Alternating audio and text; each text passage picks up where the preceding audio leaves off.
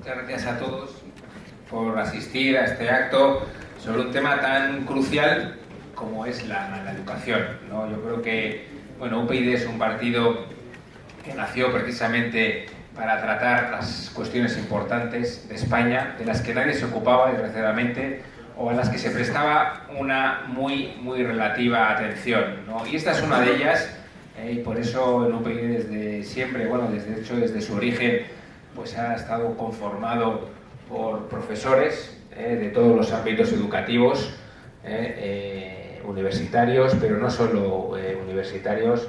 Y bueno, yo creo que está pues en nuestro ADN, diría, ¿no? La educación y la mejora educativa como forma de progreso para España. Y creo, con toda honestidad, que en este partido, bueno, hicimos y seguimos haciendo un diagnóstico muy claro, muy concreto de los problemas educativos en nuestro país. De un país que ha tenido 4 leyes educativas en 23 años, casi siempre orientadas por intereses partidistas, en debates muy pobres, casi siempre mediatizados por los dos grandes problemas que preocupan en la educación. Yo esto lo he vivido muy de cerca en la última reforma educativa en esta legislatura, en las cuales compruebas cómo todo el debate gira en torno básicamente a 2 cuestiones, que son las de los derechos lingüísticos, la lengua y la religión, ¿no? Y esto es todo, ¿no? Porque es donde se sienten cómodos, o donde siempre se han sentido cómodos tradicionalmente el PP y el PSOE, ¿no? Obviamente el PP para alentar, digamos, a sus huestes con el tema religioso, con la laicidad, de la cual seguro que nos hablará luego Fernando, y luego están los nacionalistas, ¿no? Con el sempiterno asunto de las lenguas, que en definitiva al final, bueno, las lenguas son un mero instrumento, no deberían ocupar todas nuestras preocupaciones, pero sin embargo el debate siempre gira en torno a eso, y hasta el punto de que lo demás pues pasa prácticamente desapercibido. Sin embargo, en UPyD nos preocupamos, como en casi todas las cosas, por el fondo de los problemas, que casi nunca son sencillos ni se reducen a una cuestión ideológica, ¿no? De blanco o negro. Y entre ellos, bueno, pues por ejemplo, el fracaso escolar y el abandono escolar, ¿no? Un tema fundamental, el abandono escolar temprano de un país bueno, que destaca en este sentido un 27% de media de abandono escolar frente a un 14% de media en la Unión Europea, ¿no? Ya nos da un problema de fondo, que por cierto, en la educación no solo tiene que ver con la cuestión económica, con los fondos que se destinan a la educación, y esto lo hemos comprobado, ¿no? Hay problemas estructurales mucho más profundos que hay que abordar, además de, por supuesto, pues una financiación adecuada para un servicio público que es fundamental. Yo creo que, bueno, el fracaso escolar y el abandono escolar, que además es muy desigual, es otra de las constantes en cualquier ámbito de España, tiene que ver, entre otras cosas, pues con una inversión también muy desigual en materia educativa. Y en esto, por ejemplo, pues en el País Vasco hay más de 10.000 euros por alumno de inversión media, y sin embargo en Andalucía, en concreto País Vasco, 10.388, en Andalucía 5.352. Lo cual nos lleva a todos los problemas de España, que nosotros venimos denunciando, que es la desigualdad.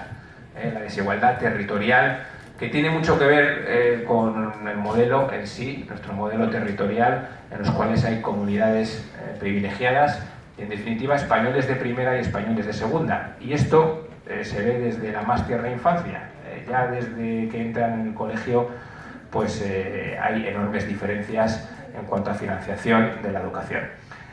Y en definitiva, bueno, 17 sistemas o 17 subsistemas educativos que fomentan esta desigualdad entre españoles. Y otra cuestión clave también que me gustaría abordar, que es el adoctrinamiento en las aulas, la imposición lingüística, ¿no? Cuestiones cruciales que tienen mucho que ver también con los problemas de España, con el desafío secesionista en Cataluña, pero no solo en Cataluña, también lo hemos sufrido en el País Vasco, y que es consecuencia, hay que decirlo muy claramente, pues de esa construcción identitaria que sea practicado desde las aulas. Y esto ha sido así. En UPyD, finalizando la legislatura, presentamos una ley orgánica, por ejemplo, pues para que se respetara el derecho de elección de la lengua materna en la enseñanza como lengua vehicular, que sistemáticamente se vulnera en España. Y esto, y se vulnera además a pesar de resoluciones de los tribunales que han declarado ese derecho, ¿no? El derecho que tienen los padres a poder educar a sus hijos en la lengua materna, ¿no? Que yo creo que es un derecho fundamental, esencial, y que sin embargo en España es la excepción, por lo menos en estas comunidades, ¿no? Ley orgánica que, como siempre pasa, pues contó con la unánime oposición de todo el Congreso de los Diputados, porque es que desgraciadamente las cuestiones importantes pues todos se ponen de acuerdo, ¿no? Por lo tanto, bueno, es un problema fundamental que tendremos que abordar, ¿no? Como por ejemplo, que es el predominio o la prioridad que se han dado en España, en muchas comunidades autónomas, a la red concertada sobre la red pública. Nosotros en UPyD creo que tenemos una posición bastante razonable y razonada en esta cuestión, pero desgraciadamente en muchos sitios el sistema público de educación ha quedado prácticamente como una red subsidiaria, lo cual afecta también a la desigualdad entre españoles. Hay que decirlo muy claramente, una red concertada que dista mucho de ser gratuita, porque desgraciadamente hay mucha tasa y mucho encubierto dentro de esa red concertada, ¿no? Y por supuesto el profesorado. Yo creo que una de nuestras medidas clave en este programa electoral es la necesidad de formación de nuestros profesores, que al final, bueno, pues son los encargados de garantizar que esos conocimientos lleguen a los alumnos. Y en concreto, el error, en mi opinión, de un modelo pedagógico que nosotros hemos criticado, equivocado, el famoso aprender a aprender, ¿no? Esto que tanto se ha instalado en España y que se ha convertido incluso en un dogma, ¿no? Esto de que lo importante es que o lo que tiene que transmitir el profesor, este dogma del aprender a aprender, ignorando o desconociendo que es imposible enseñar lo que se ignora, valga la redundancia, o sea, no se puede enseñar lo que se ignora. Por lo tanto, nosotros hemos abogado, creo, por un modelo de formación del profesorado, luego podemos hablar de él, pero en concreto por un MIR parecido al que existe en la medicina, ¿no? En el cual los profesores pues puedan completar su formación académica, pedagógica, pues con prácticas remuneradas en centros educativos. Por lo tanto, yo creo que eso colaboraría muchísimo a fomentar la excelencia del profesorado, que a su vez será la excelencia también de todo el sistema educativo, ¿no? Que desgraciadamente está poco orientado al talento.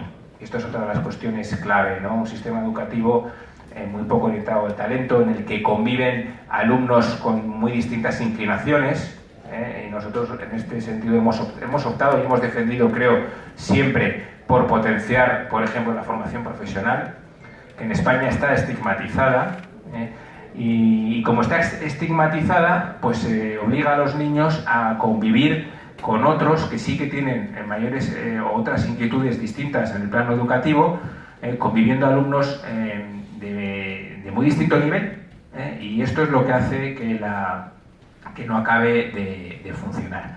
Y luego, y con esto acabo porque podemos tener ocasión luego de abordar, si queréis, soluciones que nosotros proponemos, aparte de esta que he esbozado del MIR educativo, tenemos muchas otras, pero sí me gustaría abordar un tema, y con esto ya le dejo a Fernando que siga, que es pues el del sistema educativo único, o un sistema educativo común, mejor, que tiene mucho que ver con esto de los 17 subsistemas que hablaba antes, y que proponemos, al igual que lo proponemos, por ejemplo, en la sanidad, la necesidad de recuperar esas dos competencias junto con la de justicia, con el objetivo de garantizar la igualdad de los españoles en el acceso a los servicios públicos. Y en relación con esto, yo que ahora últimamente pues he estado en muchos debates, pues siempre surge el tema de los pactos de Estado, ¿no? En España pues todo se tiende a solucionar con un pacto de Estado haremos un pacto de Estado para la educación, y tal, bueno, todo el mundo aplaude y tal. Nadie sabe muy bien qué significa, ¿no? Un pacto de Estado, ¿para qué? ¿No? Desgraciadamente esto es muy habitual, pero yo en el tema de la educación, claro, todavía me resulta más sorprendente, porque yo me planteo cómo vamos a alcanzar un pacto de Estado, que por otro lado, claro, que sería por supuesto deseable. De hecho, al principio empezaba criticando que habíamos tenido 4 leyes educativas en 23 años, pero yo me pregunto, ¿cómo vamos a alcanzar un pacto de Estado para la educación si no tenemos un sistema educativo común? Pero ¿cómo es posible, ¿no? ¿Cómo vamos a poner de acuerdo a 17 comunidades autónomas con sus respectivos gobiernos, muchos de ellos de signos opuestos, en algunos casos gobernados por nacionalistas, que como sabemos, bueno, huyen como el fuego de cualquier cosa que suene a común? ¿Cómo vamos a llegar a un pacto de Estado en estas condiciones?